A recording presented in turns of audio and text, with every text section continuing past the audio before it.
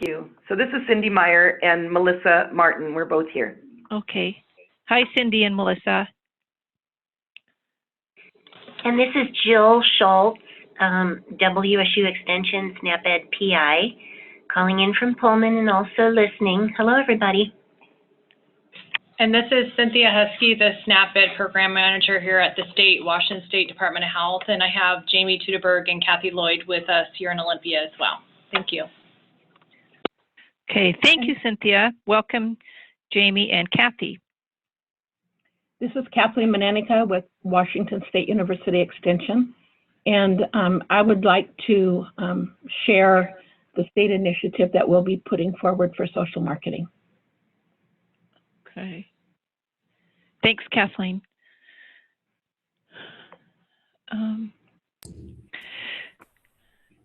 Terry, just a note, we are recording the session as of probably about 3 or 4 minutes ago. So thank you, Linda. Okay. Thanks, Mike. That sounds great.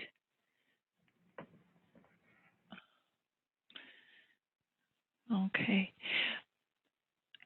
So our initial meeting on January 4th started I think a great conversation of the possibilities in Region 1, and I think that we were kind of waiting to see if other people would step forward to the table to look at what, our programming and what our contract might look like for Region 1.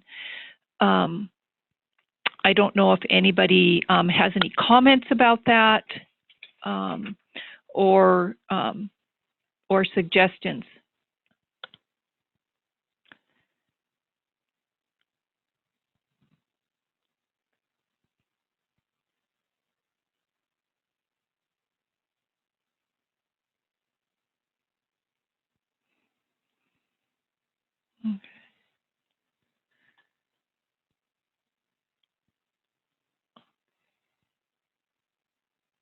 Okay, I'm looking at the chat box. I'm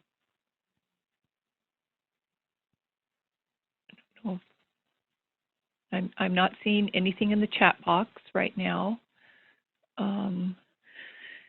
Terry, this is Brian. Hi, Brian. I think the one clear memory I have from the listening session as far as stakeholder groups who we wanted to make sure were plugged in adequately, and that we're looking at the tribes in the region. I know there was mention of that, and I don't recall what, if any, follow-up strategy was recommended, but there definitely seemed to be some unanimous agreement that that was something that should happen. I think I remember that too, and I think the other stakeholder group that Bonnie had mentioned that they felt like was underserved in our area was seniors. So I don't know if looking at those two groups, I know that Wendy, you had mentioned in Pend Oreille County, you are working with the tribes. I think it was the Kalispel tribe, and is anyone else in any of the areas working with tribes at this point, or has tribes in their area that would qualify for SNAP-Ed programming? This is Shannon. We don't work directly with the tribe, but we have a direct education program in Well Pennant, which is a school on the Spokane Tribe Reservation. So that's what we're doing with the tribe. Okay. And Terry, this is Wendy from Pend Oreille. So Shannon and I and Mike and the other extension directors from the Pend Oreille-Stevens Ferry region met last week, and we discussed maybe Trevor from Ferry County, who's the director, going to speak with Linda, who's the FERTEP program manager for the Colville, and seeing if she would be interested in incorporating some SNAP-Ed with their program. This is Margaret from Chelan Douglas and Okanagan, and in the past we have had a SNAP-Ed program with the Colville tribe out of Nespelem, and then that was discontinued because the interest level was not very high. But we do connect with a lot of Native American students through our school program, particularly in Okanagan County. Okay. Thank you, Margaret.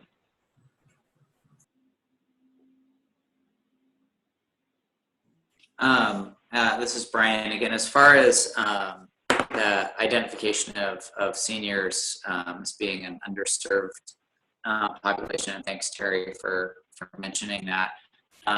We do a fair amount of partnership with Aging and Long-Term Care of Eastern Washington, primarily through their Senior Farmers Market Nutrition program that they administer. And that may be one agency, entity partner to reach out for as far as engagement on this conversation.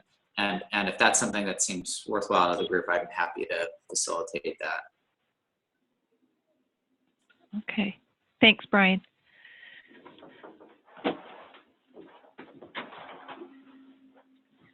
And I think that probably as identified in, our annual reports, we might just need to pull out, what programming we do with seniors and look at the, in each county, the SNAP eligible senior population for that area. And I don't know if people, we can provide that information if people need that. So remember to keep your phones on mute, please, if you're not speaking, to kind of minimize some of that background noise. Okay.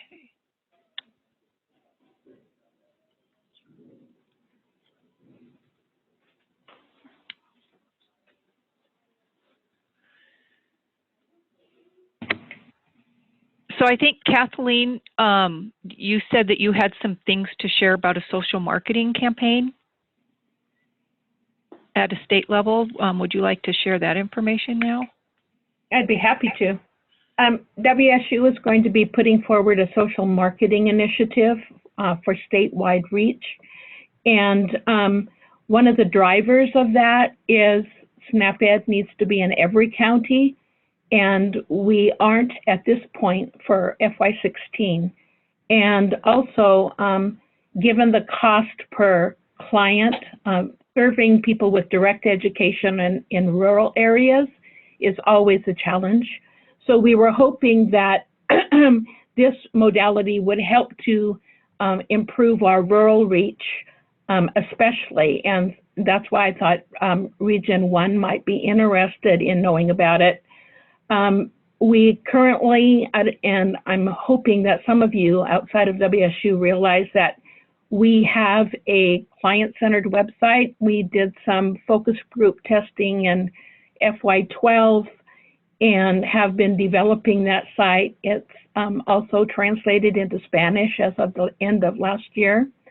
It has educational resources, and the format of it is set up based on what the focus group clients felt that they wanted in terms of content and design. There's a social media component to it. We've recently added Facebook and Twitter. We're interested in adding texting programs. And also, there's a possibility that we could insert more indirect education through web reach. So I just wanted to share that with you for your further discussions about reaching those rural areas that perhaps are underserved, but serving them directly may be cost prohibitive. So I don't know if I can answer any questions right now, but my plan is to put out a needs assessment to know what the regional needs would be or usage for these types of websites or social media, and also being able to use social marketing, which is using broad channels throughout communities to relay messages, our behavioral messages that we have in common. Some of them would align with the curriculum on the list that's going to be part of the RFP, but it really needs to meet regional needs. So I just wanted to put that out there for your consideration and to be looking for a needs assessment. Kathleen? Yes. Hi, could you tell us the website address, please? Yes, it's growhappykids.org. growhappykids.org. Excellent. Thank you so much. Sure. We have, we're understaffed right now, but I've been putting calls out to students to help with doing some of the social media posting and that type of thing. So there's room for growth, and we really would love input from diverse partners and subcontractors, as well as potential IAs, as to what your needs would be regionally. One of the things that I would see being needed from the regional area is what counties and or communities are underserved, to identify those, and then how would you propose getting the messages out to key agencies, perhaps, who serve our clientele. And that would be a big ask from the regions to make sure that our marketing is targeted in the areas that of need.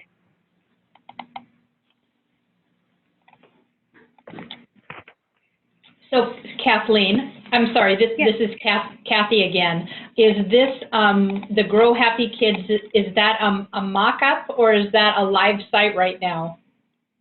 Well, it should be live. We've been rebuilding it architecturally, so it ran smoother, and it is easy to use on mobile phones.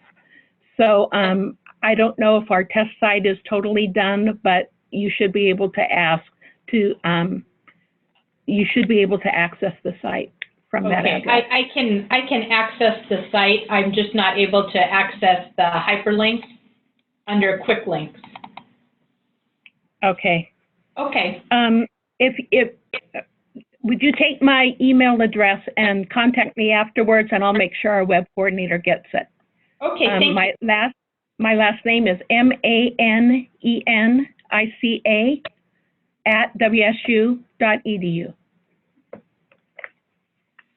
manenica@wsu.edu. Correct. All right. Thank you, Kathleen. You're welcome.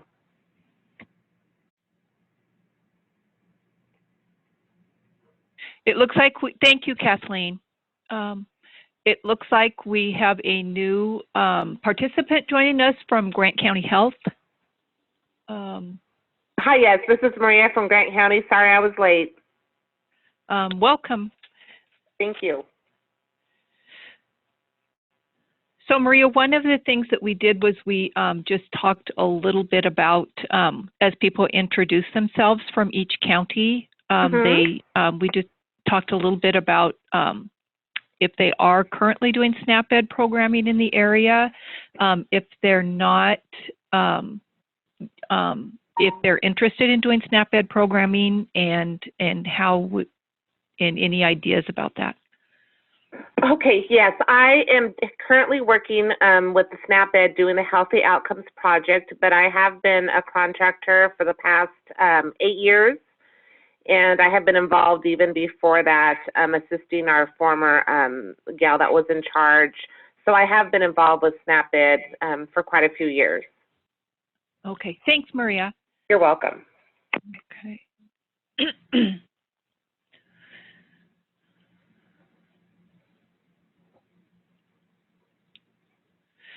So I think I don't, I'm not sure where anyone else is coming from, but looking at our region as Region 1, one of the ways that we can assess maybe where programming needs to go and where programming is strong is looking at the environmental domains for policy, system, and environment that are outlined in the Western Region evaluation framework.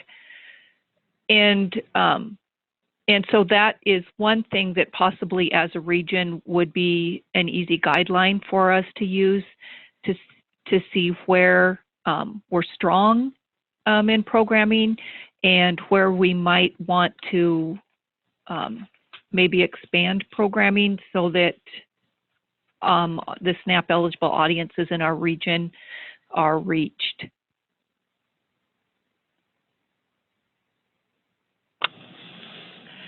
Hi, Terry. This is Cynthia from the Department of Health. I had some information I thought I would offer the group about, potential new contractors or work or gaps, or just even identifying if there's even any gaps at all. So two pieces of information I just want to make sure the group is familiar with. One is that we have between the state offices here at Department of Health and the WSU office, we have a site comparison sheet for all of the counties to where, it's an Excel document, so you could see just what the current state looks like as far as the coverage in each county and the type of work going on within each county. And then there's also an interactive GIS map that's available to anyone that would show you currently this year where programming is going on between WSU and DOH for SNAP-Ed in the region, and it would visually give you some context about maybe where some potential gaps are at. The spreadsheet would give you a little bit more detail as well as far as the type of audiences served. So if that's interest to the group, I think that's something that could be shared and let everyone take a look at and see where potential gaps are at or who else might need to be at the table. Okay, thank you. Thanks, Cynthia. Is there a place where that can be made available? I know that the WSU comparison sheet, we can get that from our state office, but is there a site where the interactive GIS map is located and the program summary for the state that is accessible to anybody?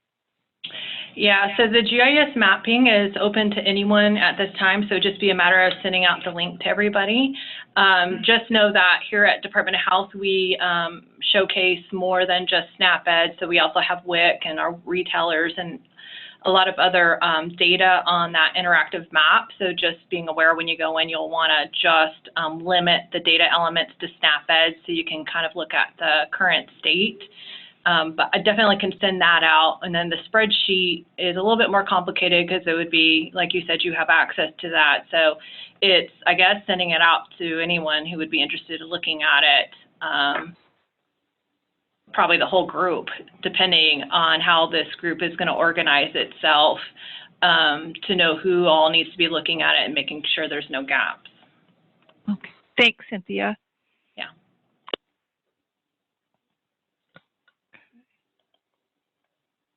This is Jill Schultz, the SNAP-Ed PI for WSU Extension. And Cynthia, thank you so much for doing that. There's different approaches. People could look as a county footprint at what GIS and what location information there is per county or tribes. So this gives us a good tool. I appreciate you brought it up. So Cynthia, would it be a good idea to looking at that GIS map to not only look at SNAP-Ed programming, but look at what else is going on in the region so for non-duplication, so that we don't need to duplicate maybe what a program that's already being carried out? Yeah, so the mapping actually has quite a bit of layers to it that you can add on. Some of the hope was one, we could prevent duplication between WSU and DOH to kind of see where we're each at. So that's kind of the first step. And number two, looking at where new partnerships could develop, whether it be with Colville Tribe or with some other agency where the gaps might be at. But a third piece that goes along with that is maybe folks who don't want to contract or get funded for SNAP-Ed, but what would be ideal qualified locations. So being able to use the GIS map to see where the local food banks are located at, or the farmers markets are located at, or looking at the closest WIC sites or WIC retailers to get an idea of maybe where work should be spread out. If you haven't taken the time to be able to kind of see that visually, sometimes it's helpful in planning. Okay, thank you. I think it would be a great idea to regionally take a look at both of those things, the GIS map. Also, another thing that might be great to look at is the information from the basic food program, and it shows client density for each region for the SNAP eligible population. So that might be something that people are interested in accessing too.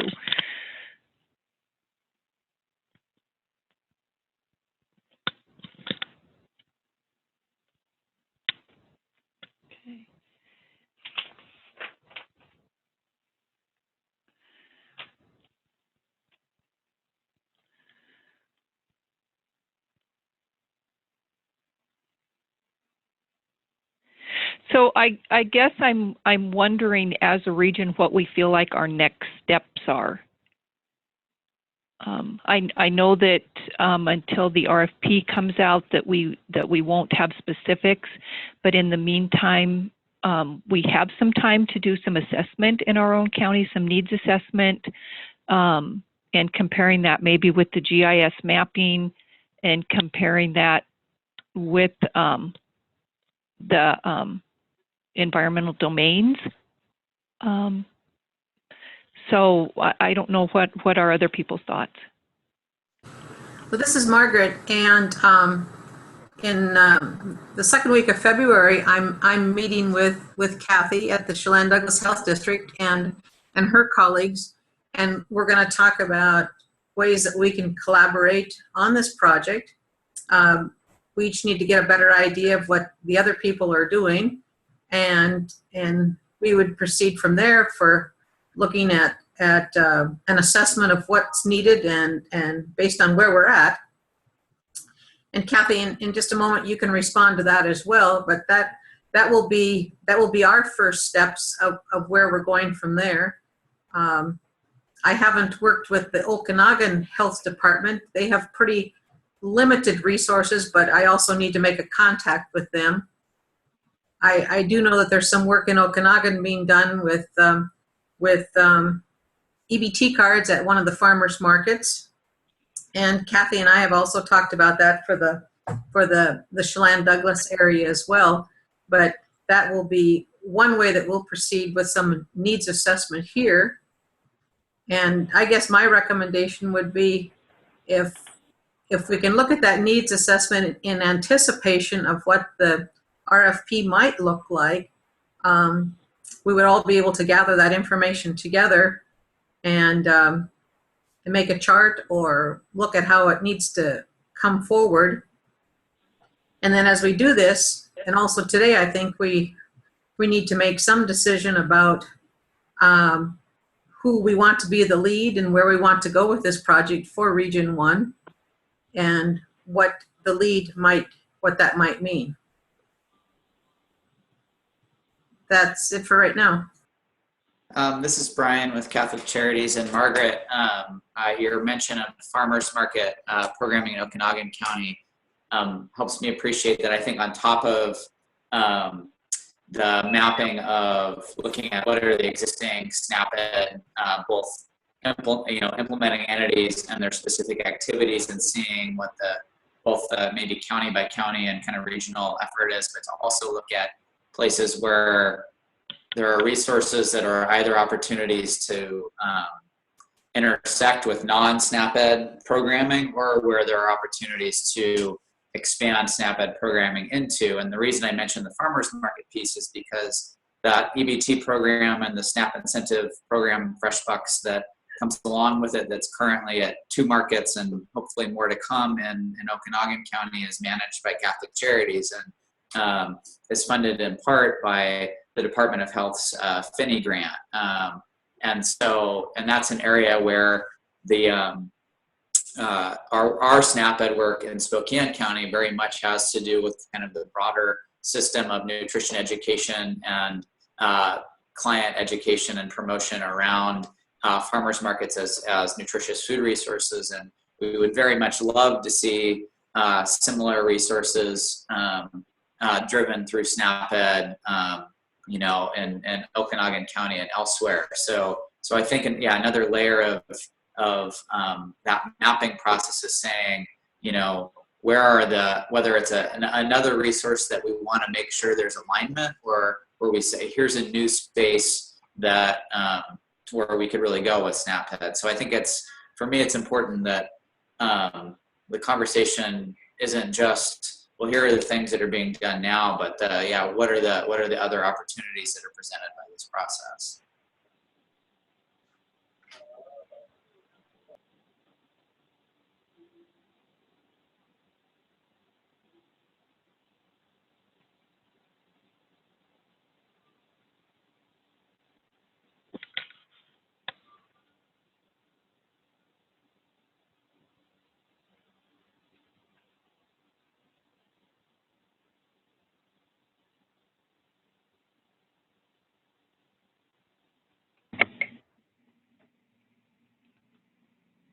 This is Kathy and Shalane Douglas. And I just wanted to respond quickly to Brian and to Margaret. We have not, as far as I am aware of, had our agency has not been having a lot of involvement in SNAP-Ed over the past few years. So I'm quite anxious to get together with Margaret and talk about what program she's currently providing, and Brian as well, to find out what programs are in place, how many people are being served, and what programs have really been found to be very successful. I'm very interested in hearing more stories from people about the programs that they're actually doing and which of their programs have been found to be a success and why, and look at which of those programs might be able to be replicated in the Chelan, Douglas, Okanagan, and even into Grant counties. We're actively involved in the accountable communities of health work, and so we are doing a variety of inventory assessments right now, and I see the SNAP-Ed program inventory as another piece of that. How to get the word out to people about these different resources and find out what they need and what we are offering right now. Thank you.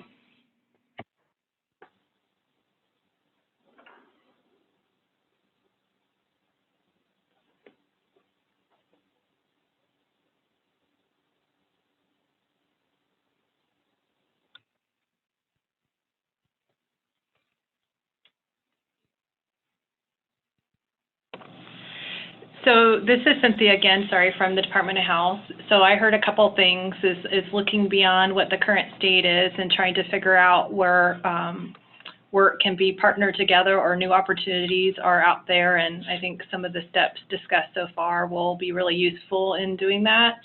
And then I think I heard, was it from Chelan Douglas, mentioned, understanding who would be the IA for this region will be helpful. So I think that's a whole nother conversation of, even just who is interested in being the IA, and then the discussion about what is needed in an IA for this region and who that potentially would be.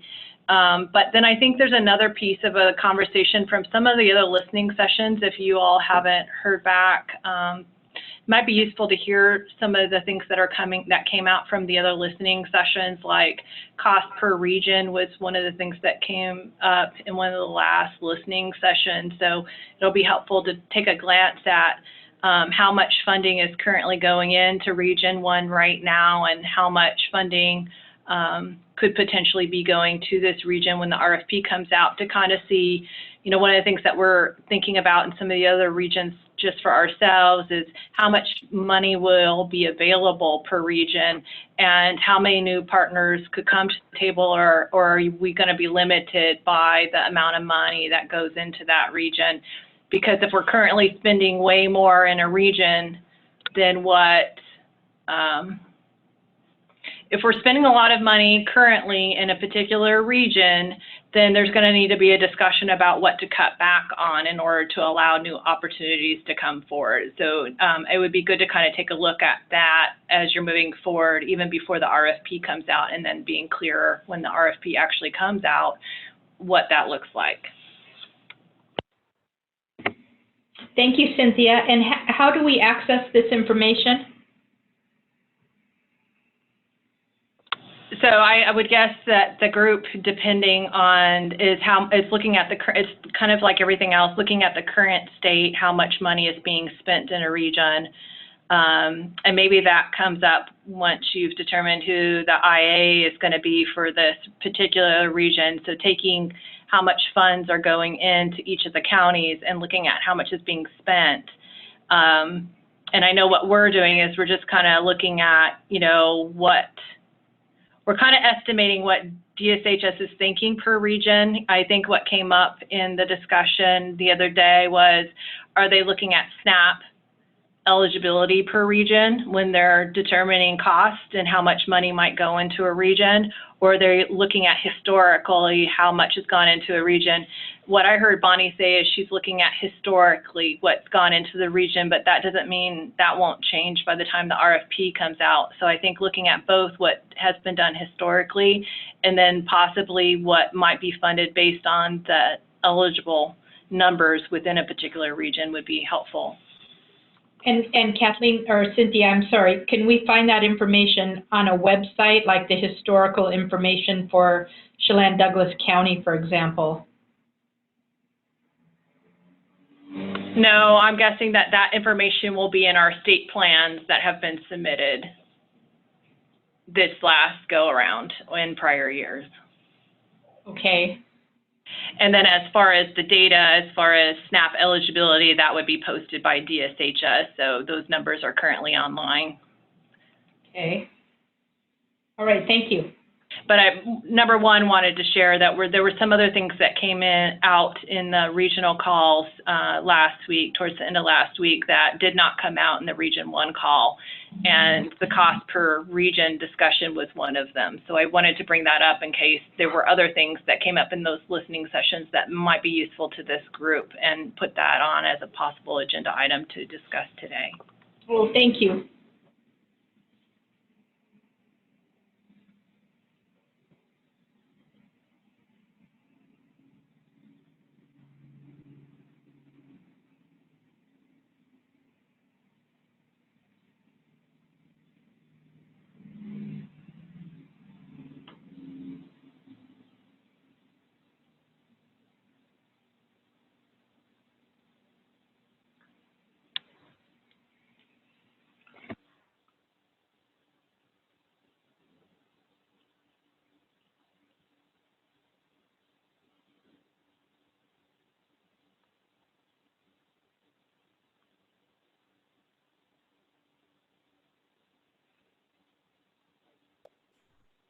So this is Brian. So this may be voicing something that's obvious. I don't know, but I know all the Spokane County partners are meeting this afternoon, or not, the different SNAP-Ed contractors, and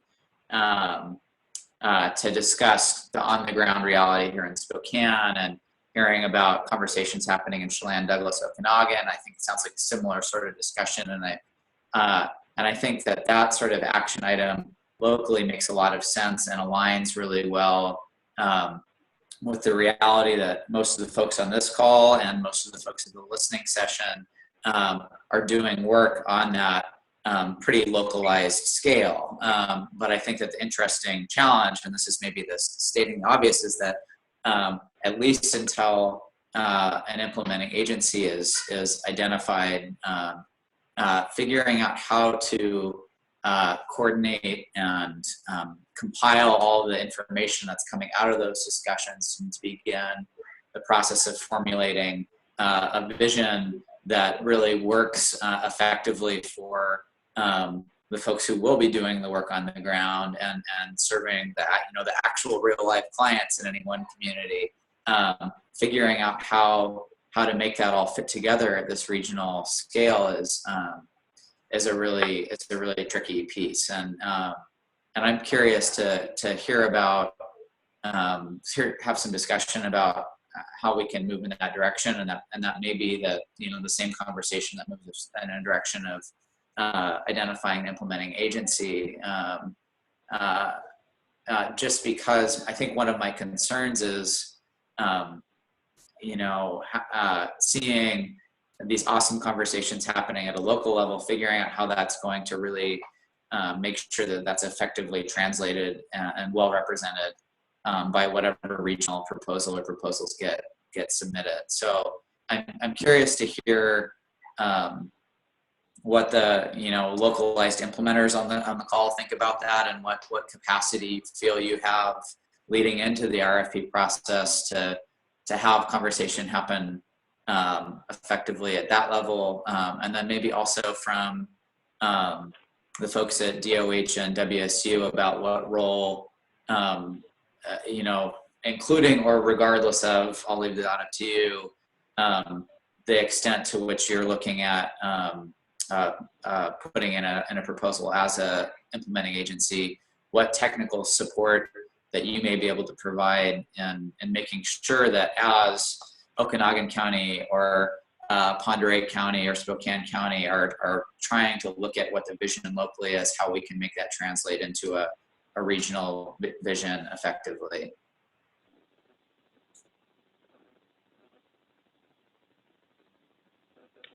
Hi, Brian. This is Terry. And I think in speaking with some people in the other regions, one of the things that they're looking at is like a regional council. So, so it would be people representing counties on one council that will give input to the implementing agency, so that there is feedback from each agency in putting forward a proposal that would encompass, our SNAP population, and representing the areas that need SNAP programming. I don't know what people think about that model. I also just wanted to say that,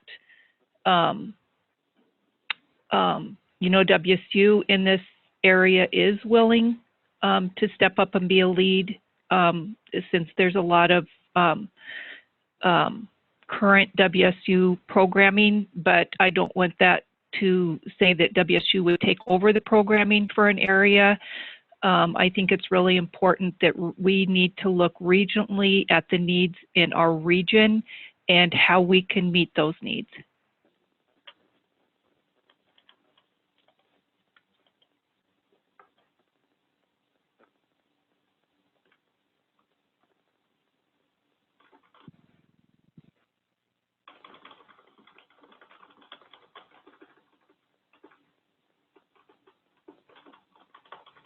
Brian, this is Bridget with the Lincoln Adams area. And just to add on to what Terry said, I think, there is a lot to be said when you're working with a federal grant as far as capacity. And, with a grant this size and a region this size, being able to handle the paperwork for subcontracts and the details and making sure we're following federal guidance, we do have to figure out, capacity-wise. And I think that is one thing we do have, is that at least with WSU, we have some experience on that end, same as DOH. But I think in the local level, with all the partners we've got in this eastern region, we do have some capacity there and some experience with federal grants that we can lend to the process as an implementing agency, if that's the direction we go. I know WSU is willing to take that lead. I think this is Doreen Hauser-Lindstrom. I'm the unit director for the Youth and Family Program. And one thing that I've heard I guess I have not heard mentioned on this call, and also I know in other listening sessions that happened around the state, is that there's a tremendous amount of federal guidance that we have to follow really closely.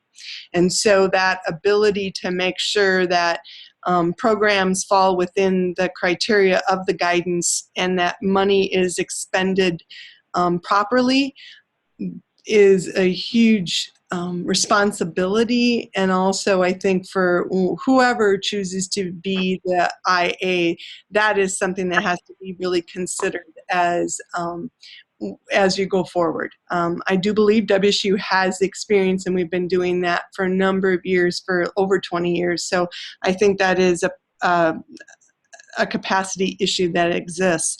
As new partners join in and are interested in the SNAP-Ed work, I just really want to emphasize the need, the guidelines, that federal guidance that exists, and how it is structures what can and can't happen.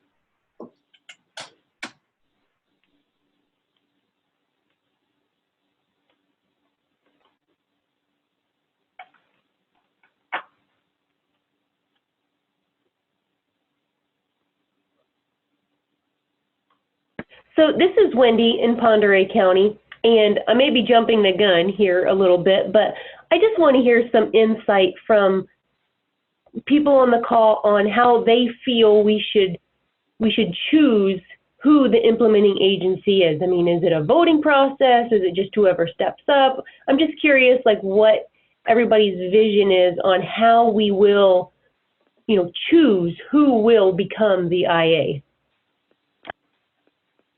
I think, Wendy, this is Margaret. I think going along with that is we also need to find out, sooner than later, who on the call is interested in that position besides WSU having indicated that they're interested. I think we seem to be a little slow with some of the conversation today, and maybe it's because people don't know what's all entailed, and I don't think WSU knows that either, except from our experience in the past of having this project. But I think it would be good to hear if anybody is considering it, and then moving ahead with a process to figure out, how we figure that out.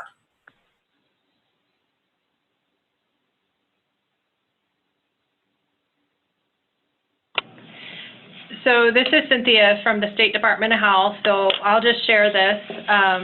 We've been an implementing agency for quite a while, and we've definitely been interested in all the regions in the sense that we have work going on in each of the regions. But I would also share that in this particular region, we're being a little bit more cautious in the sense that we don't have as much work going on in comparison to the WSU folks. So we're kind of listening and just waiting to see what's needed for this particular region and what makes the most sense. So I'll just put that out there. And then I think this is a great conversation for this group to be having. And the only other thing that I would mention that I've mentioned in other regions is that there potentially are other folks outside of WSU or DOH that are interested in being implementing agencies, and it would be good that if someone is interested of having a time frame for them to come forward so that everyone's aware of what's going on in this particular region as well.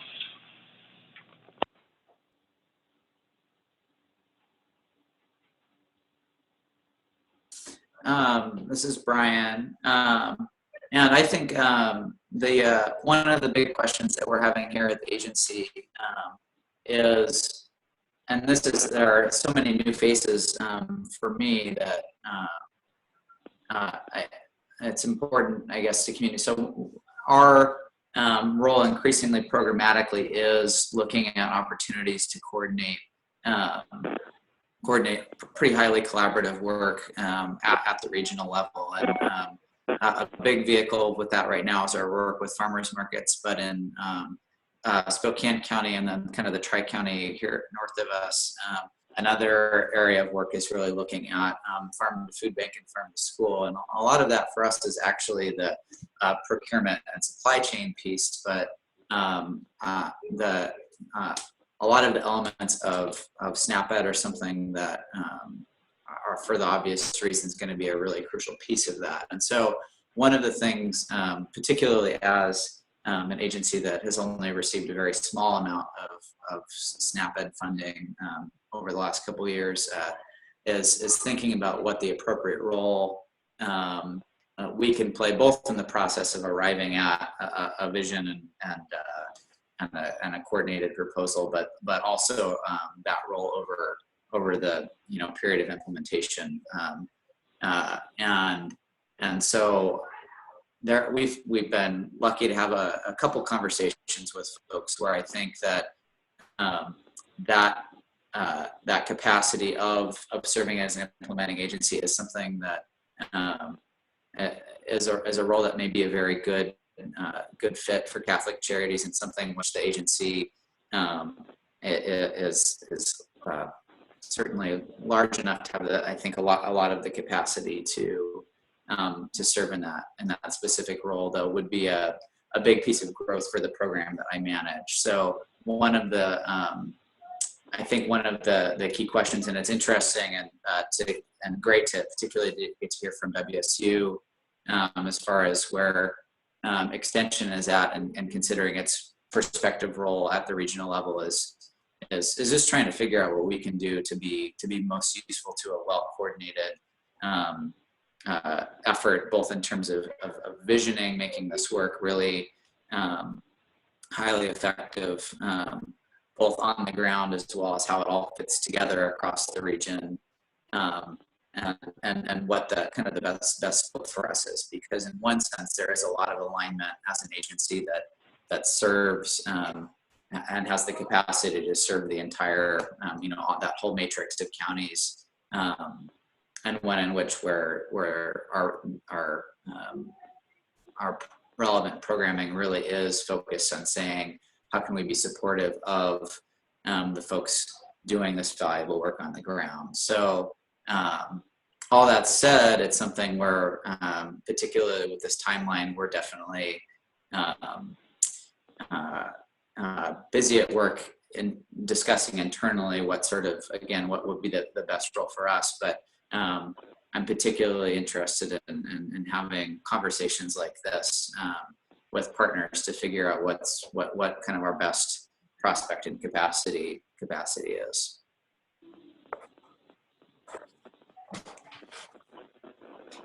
Brian, this is Jill Schultz from WSU Extension, and I'm feeling a good direction of this conversation because, one, we're all trying to interpret what our state funder would like to see as a freshen up and a change up. And one approach, just one approach, would be to utilize, of course, the footprint of some current programming where it's strong, where it's sustainable, and where it meets ongoing local need, but also to bring in a new partner with the reach, for example, of Catholic Charities work in farmers markets, so that a partner like yourself could take a piece of what has been a stretch for other, the other two agencies trying to do it all in every community, and have a partner with expertise such as yours and networks and community presence take that lead role in doing that piece of SNAP-Ed, if I'm understanding you correctly. And so I think that is a change up. That is what she's looking for, one of the ways to do it anyway. Yeah, well, and I think too, the piece for me that in my vision that is, in my perfect world, that's more clear, that my perfect world being trying to make my best effort to kind of understand the reality and the resources and capacities of the partners on the call today, and some of the folks who we've identified as we want to make sure we're connected to, is that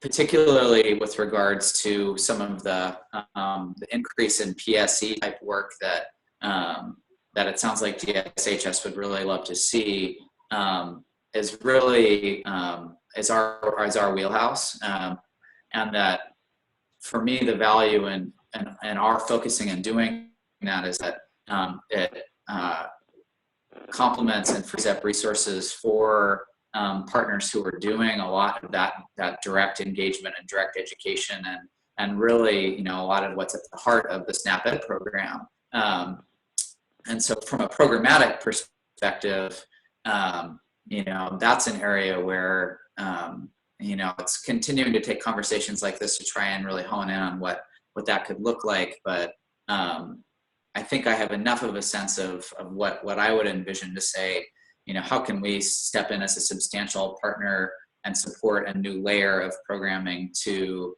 the,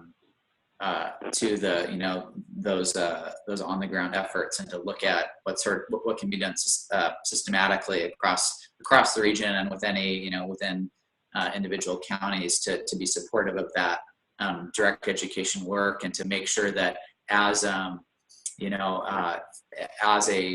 extension program in any one county is looking at the sort of PSE strategies around reshaping the lunchroom, that so far as there are opportunities for connectivity and efficiency across our entire region, that's the sort of work we want to be doing. And I think the big question I have, and one that still remains a little elusive to me, and perhaps this is the fact that we haven't seen the RFP yet, or I haven't asked the right questions, or I'm kind of a newcomer in some ways to this framework, is the question of, is that to what extent do we envision that being the sort of coordinated work done by the implementing agency, or is that something more in line with the conversation about, well, who's going to be the steering committee that helps guide the work of the IA and support localized work on the ground. So a big question that I think we have is thinking about, we want to do this sort of work, where is the best place to plug into that makes the most sense as far as making the most use of everyone's resources and capacity.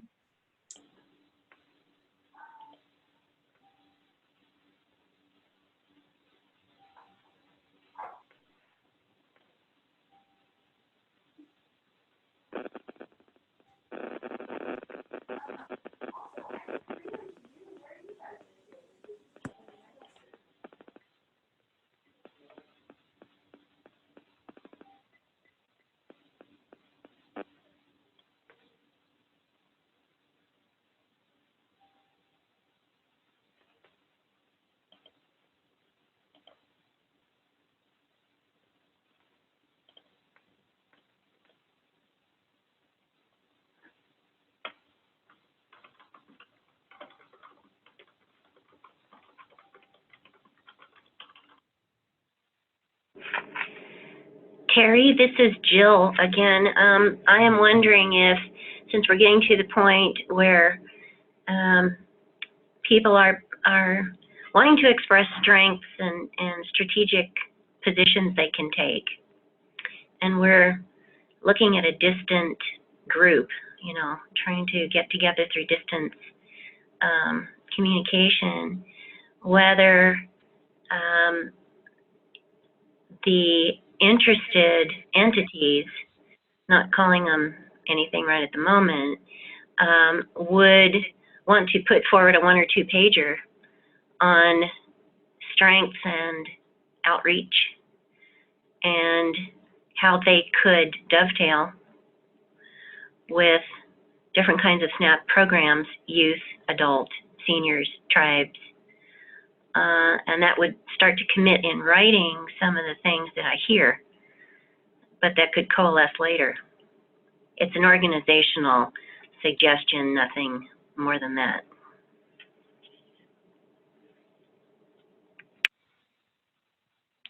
Thanks, Jill.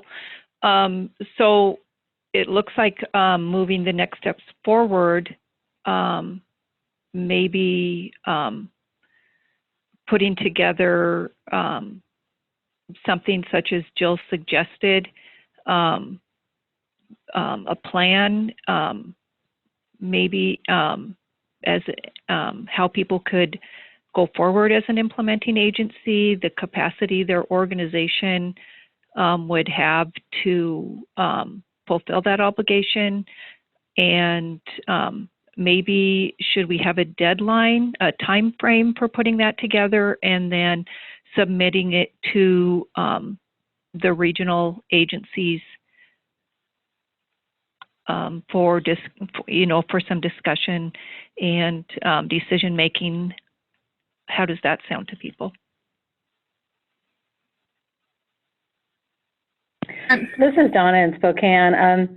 I guess I just want to clarify, it's not necessarily a process of the region choosing an IA, is it? I mean, it sounds like that discussion is important, and yet there may be more than one agency that chooses to apply for a region anyway. I ask that as a question. I think that this is what's lending itself, at least for me, to a lot of the confusion on, and what feels kind of like the cart before the horse in how do we work together and coalesce and see what that looks like. Can that happen before an IA is identified or an application is put forward, or does it have to happen afterwards, for instance?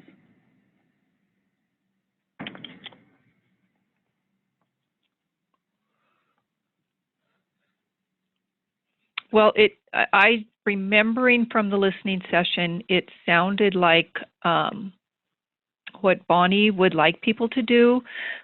She preferred regions to come together with a solid implementing agency. It would just be nice if our region could agree on that and move forward. I don't know what other people's thoughts are on that.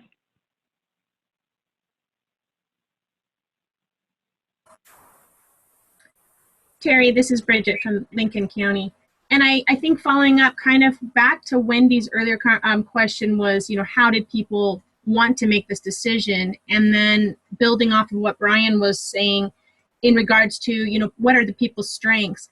And I think in some ways when we start to look at the domains of which the program is offered in, Brian's kind of laid out that some of the PSC work, some of the policy systems, environmental stuff specifically related to farmers markets, farm to school, some of the partnerships they already have with aging and long-term care sets them up very valuably in that area and in this region. I think we know that, Department of Health has some programs in place that, WSU's not at. And so I think at the region, we can kind of look at what are those domains that we need to address, who's there, and build off that, and then look at, okay, well then who's got the admin as far as an implementing agency.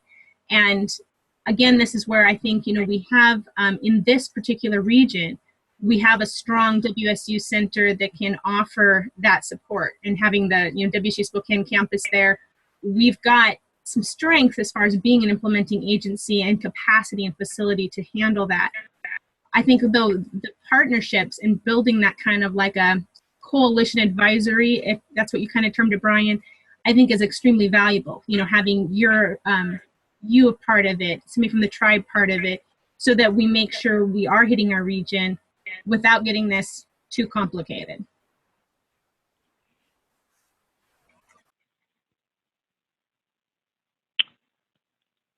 Well, and one thing that might be a great idea, it sounds like Chelan, Douglas, and Okanagan are meeting as a group.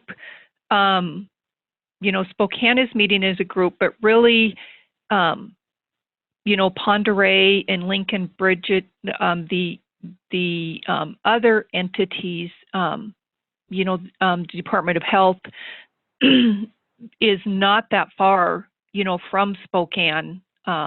I feel like if that region wanted to come together and kind of meet and see the outreach and what it looks like regionally, for maybe Lincoln, Adams, Spokane, Stevens, Pend Oreille. I know Ferry's quite a ways up to include that. But I don't know what are the possibilities of a face-to-face for just kind of the eastern side of our region being able to do a face-to-face to what what do people think about that?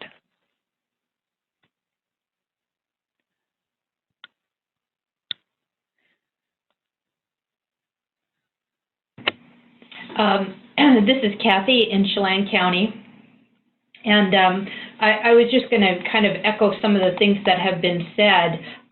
Coming from a business background or a for-profit background in any sense, you know, what we would have done in the past is if we were faced with multiple, let's say multiple vendors or multiple groups vying for the same role or contract, we would get a group together who would put together the request for proposal, and we would summarize all of the requirements that we were looking for in a group, and then we would have each group respond to that request so that we would have some measurement of what it is that we were looking for.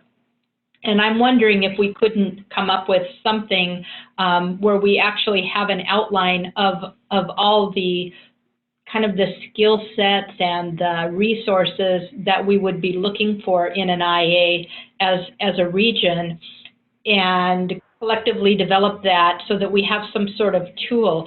Because my concern is we're going to be faced with 3 or more excellent groups who are all interested in this, and from where we are in Chelan County, we really don't know what the resources are of any group, and we would like to hear from every group of, you know, how to make a decision here.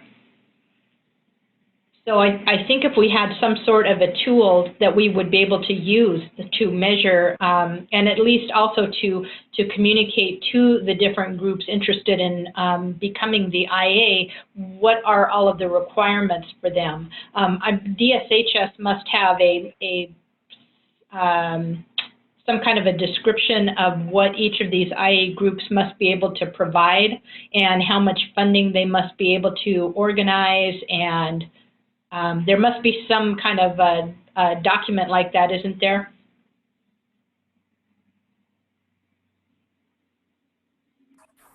Kathy, this is Bridget in Lincoln County, and I'd love for somebody to correct me. I haven't heard anybody actually define that yet. It's been this, we're waiting to see what she defines in the RFP about what the implementing agency is supposed to do.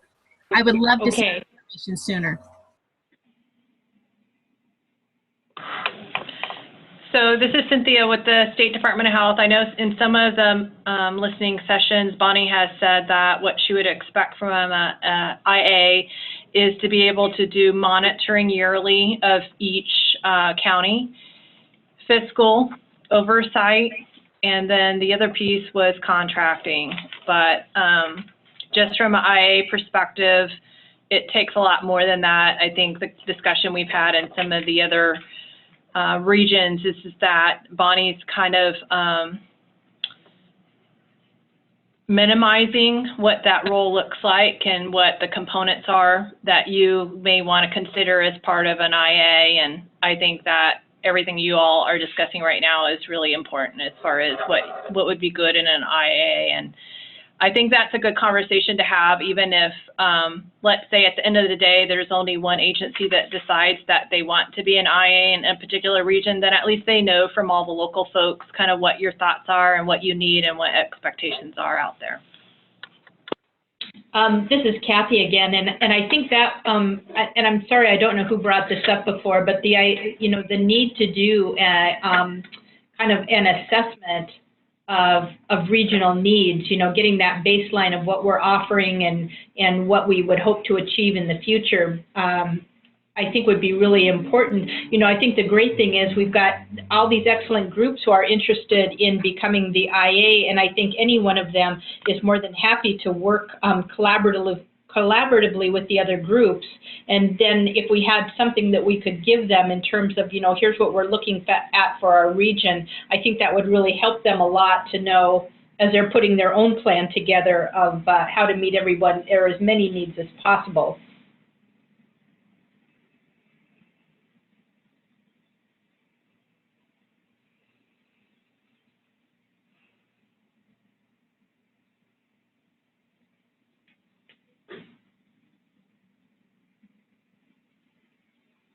And that, I think what would be valuable for me in that discussion would be, there are the, Bonnie's list of the kind of the technical baseline essentials. And that's if you operate with good systems and capacity, on the surface, that's straightforward enough. But I'm really, curious to hear from everyone and to throw in my own 2 cents about, what are the those additional services and support that at that coordinating level would be valuable. And I also wonder about how that corresponds to this concept of, all right, regions, get together and kind of envision this and not only figure this out, but then find ways to be working more in concert. Are there roles that would be that we would envision being undertaken by folks other than the IA, and maybe even looking for support outside of any the direct entities doing implementation for SNAP-Ed, but yeah, thinking about outside of the contracting, the fiscal oversight, and the annual visit, and outside of the actual programming implementation, what are the other things that we envision success looking like as far as how SNAP-Ed happens in the region? What are the other things that we picture going on? Because I think those are maybe the sorts of things that we would want to say, here's what we want to see out of an IA, or here's what we want to make sure that a proposal has built in regarding the role of an advisory committee. I do think that's the piece that is I understand would be a kind of a transition in the way some of this stuff happens, and is outside of that, either that technical administrative baseline or the we're going to be teaching a class or doing one piece of work or the other in a specific community, but is what do we envision the rest of it looking like?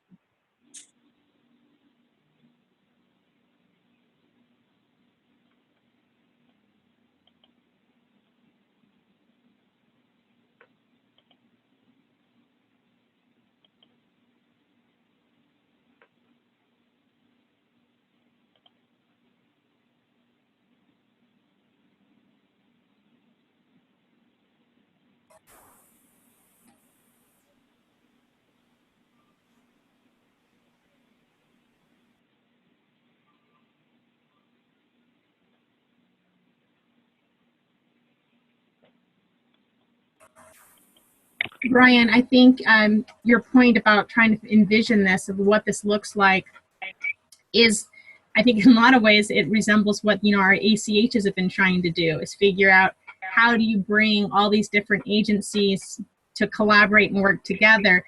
And they've been spending a year still trying to figure out kind of how that process works. And we've got a couple weeks to try to put it together in terms of SNAP-Ed. So I think that is some challenge, and it may cause us to, I think maybe get together, do some thinking, but we may have to just step out there and actually take a shot at it and do some revisions as we go.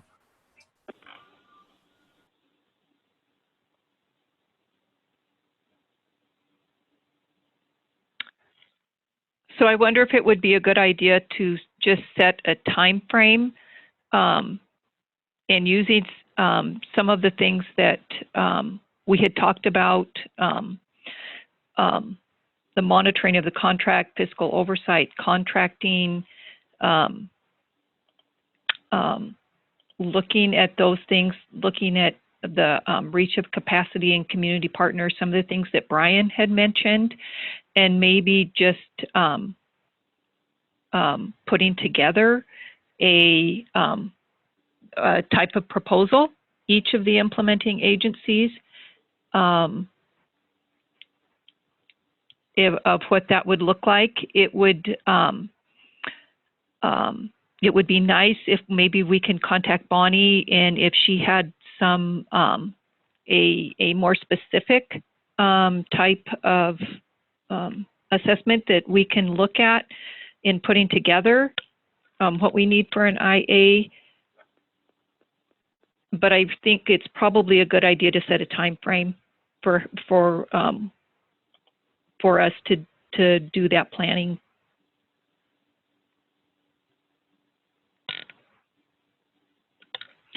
Today is the 19th.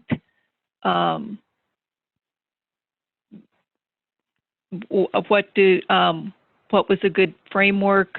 Would you say maybe by the 27th?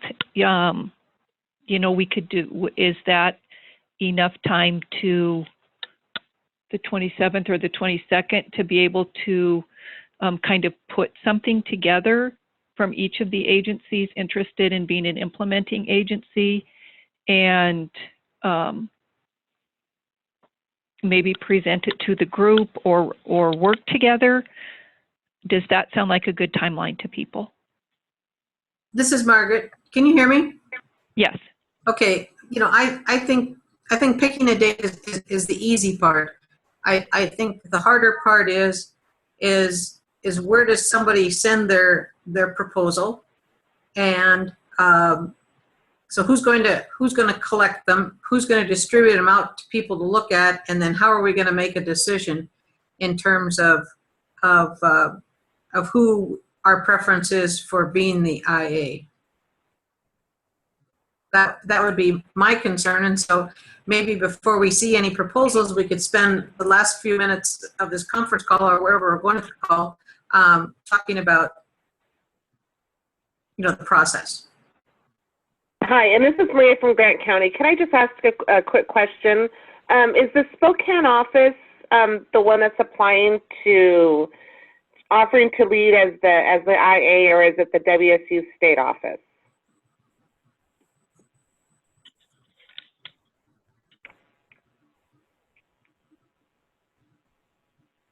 It would be the WSU staff of the WSU Spokane office, not the state office, but the Spokane office.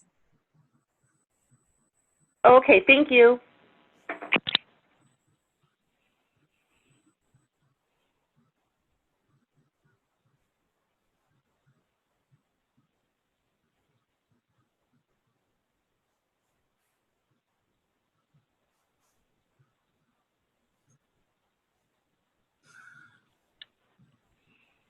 So right now we have the email list to our region. So I don't know if it would be a good idea to, if that email list is sent out for contacts for our region. We have that list. So what kind of a process do we want to look forward? It's very difficult, I think, for, you know, 3 different implementing agencies to try to put forward an idea in a region where we have no one to submit, you know, something to. So we don't really have an outside agency that can work as a facilitator for us. I don't know if, you know, if that's a suggestion that one of the other regions had some facilitators to do that. Does anybody else have any idea how to move that process forward? Hi, can everybody hear me? This is Holly Seiler from Second Harvest. Hi, Holly. Just to let you guys know, Second Harvest isn't interested in an IA kind of role. We've kind of seen ourselves in Region 1 and Region 2 being a little bit more of boots on the ground, if you will. We're already out and about in a lot of these rural communities. Also, I would suggest, in having sat through the Region 2 meetings, such as this one, the WSU Extension offices really know their stuff when it comes to this, and they've already been the ones trying to bring us together. My suggestion would be to allow Terry or one of her cohorts to kind of continue to bring these discussions to light. And we had a lot of transparency in our meeting. At one point, we basically went around the room and everybody said whether they were interested or not. So just a suggestion that, time is of the essence with this process, and just want to let everybody know where Second Harvest stood.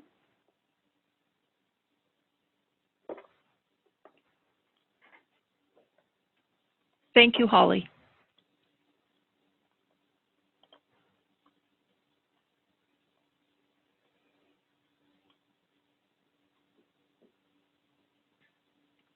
I know Kathy Hedgecock from Second Harvest was on our call originally, but she had to leave for a meeting.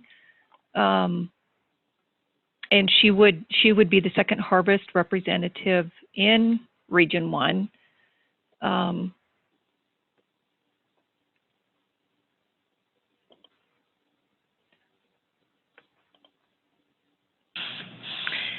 So this is Cynthia from the Washington State Department of Health. So we didn't officially throw our hat in the ring for this particular region. I put that out there because I heard that there potentially are 3 folks for this region.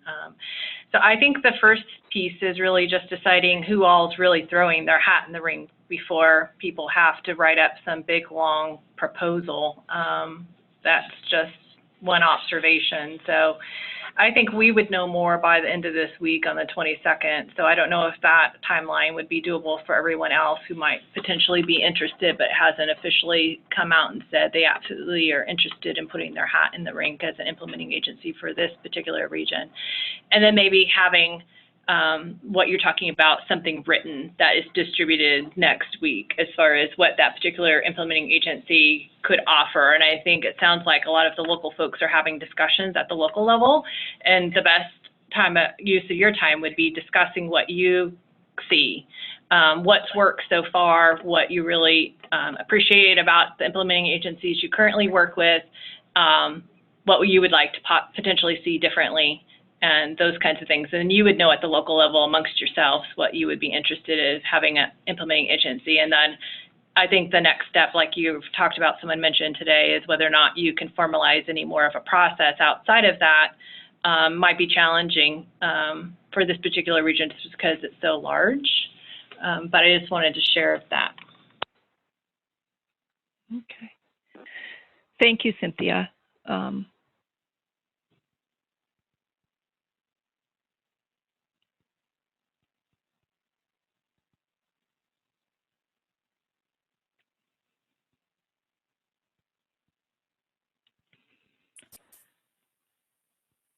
Could we possibly agree to just have those who are, interested in being an implementing agency send out an email to the list by the, 22nd, like they said, at the end of the week? And then those that are interested, or, those that put their head, toss their hat into, by the end of the next time, send in their proposals just straight out to the email group. I don't know how we choose who we wanted, but just as a way to get that information out to start with.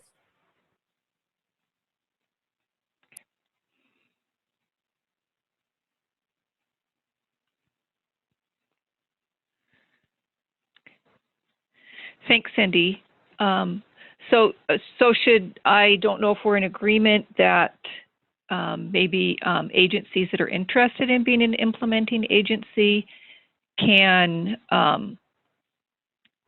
maybe just put together a very simple outline proposal of maybe outlining their capacity to facilitate the grant, and follow up with that. And I can, I have the contact group for the email. I know that that Vicki Baxter did send that out, but I do have it in a group, so I can share that so that somebody doesn't have to put that whole contact list together again.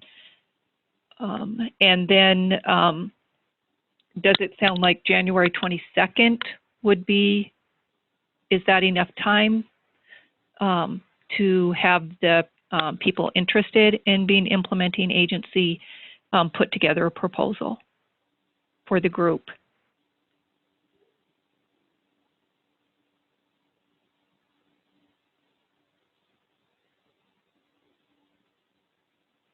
Cynthia, you were saying that you would have a better idea by the 22nd. does that give you enough time to kind of put your thoughts together, or would you need to, like early the following week, closer to like, the 26th?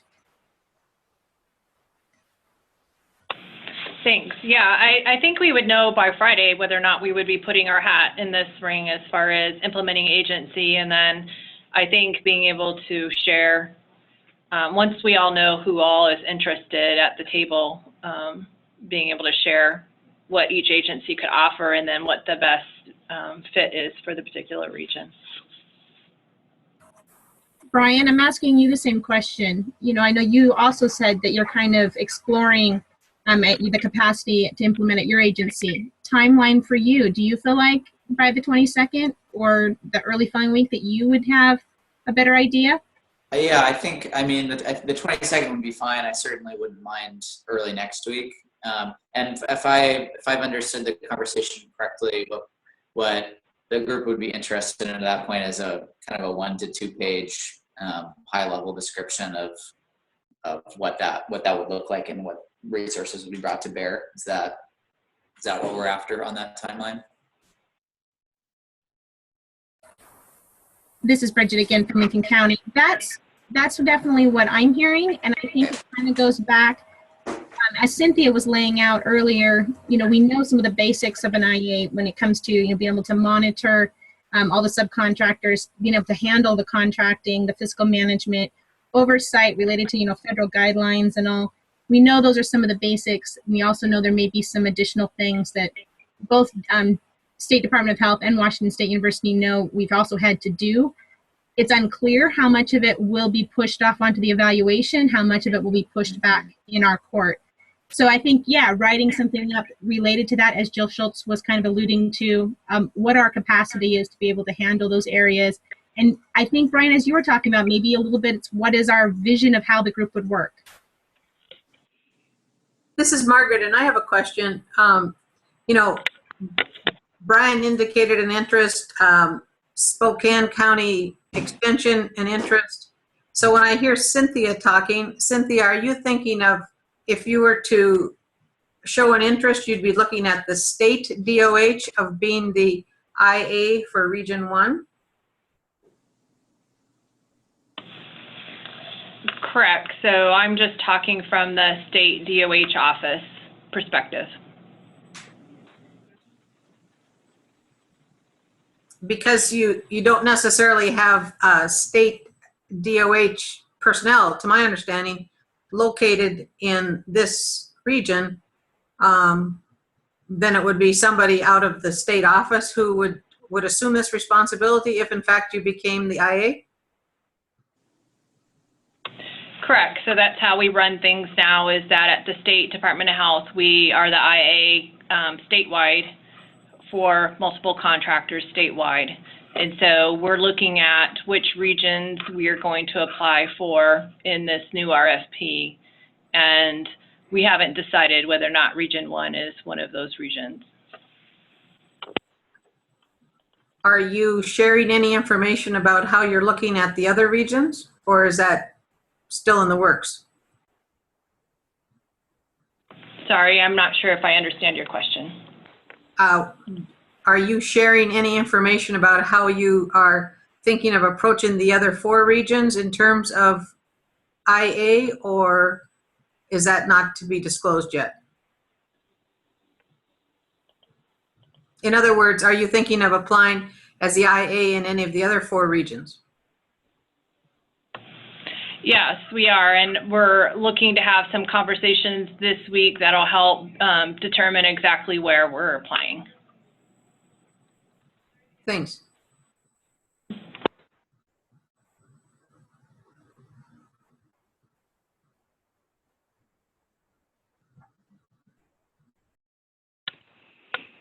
Okay, so I think our time is just about up for our Zoom. We've had a lot of rigorous conversation on this call, and it's been great. I think the most important thing is that every area is heard from, and that every area has a voice, and we're working together with within our neighboring vicinities to assess what needs to be done in our area, how can we carry out SNAP programming most effectively, and to the best use of SNAP dollars. So do we want to maybe do schedule another Zoom call, or should we maybe do a Google to see what times people have available to meet again? I just want to finish up the last conversation. So is it my understanding that those people who are interested in being the IA will let the rest of us know by Friday? Is that where we stand on that?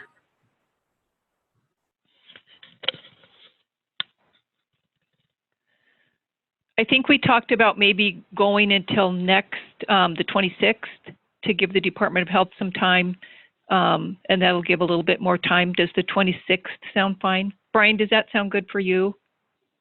Yeah, that's great. Okay, and I think, Cynthia, you said you would know something by then?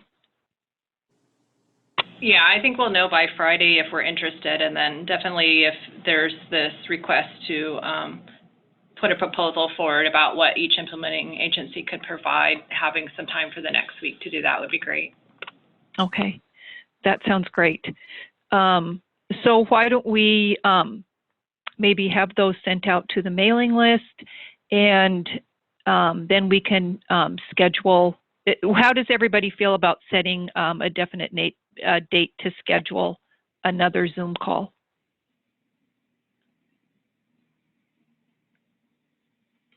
This is Kathy, and I think that would be great, and I'd like to participate. And I'd also like to get some folks from Chelan Douglas Health District on the mailing list. I don't think we're on the mailing list right now for information. Okay. Kathy, this is Terry, do you have my email address? I do not. Okay. I can give that to you. Okay. And it's T.A. Perry, P-E-R-R-Y, at WSU.edu. And I can,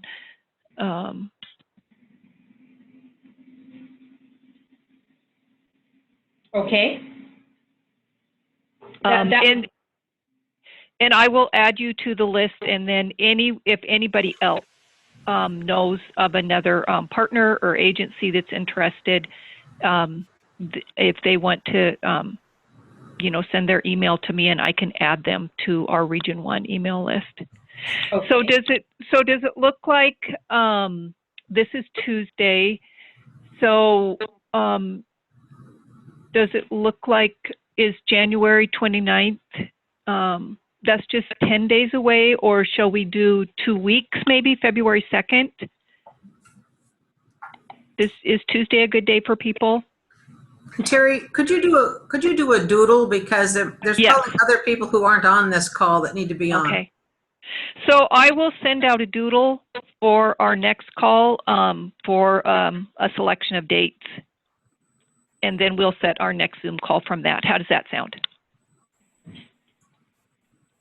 That's great. Thank you so much. Okay, you're Sounds welcome. good. Okay, thank you everyone for being on the call today. This was a lot of time for people, but I think it's important that we put our thoughts together and come together as a region so that we can just submit a great proposal for our region. Thank you so much. Thanks, Terry. Bye, everybody. Bye.